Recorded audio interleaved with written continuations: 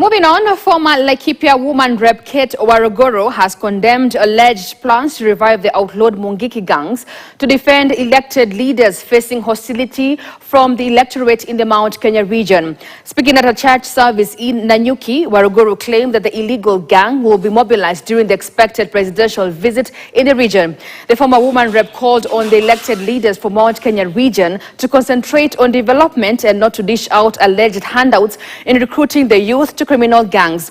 Waruguru at the same time alleged that the head of state had shifted his support to other regions amid the criticism.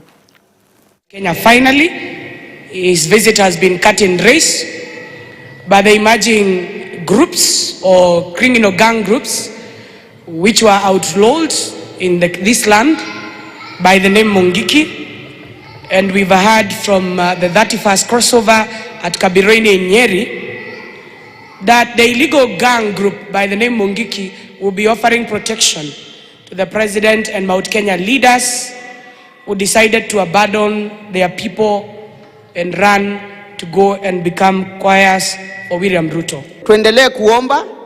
Last year tumekuwa na Christmas ambaye sidhani kuna mzazi alifurahia hiyo Christmas wakati tulikuwa tunaona watoto wetu wameabductiwa. Yes, anaweza kuwa si mtoto wako, but it was a painful Christmas, seeing other parents cry, seeing other parents begging the government to release their children.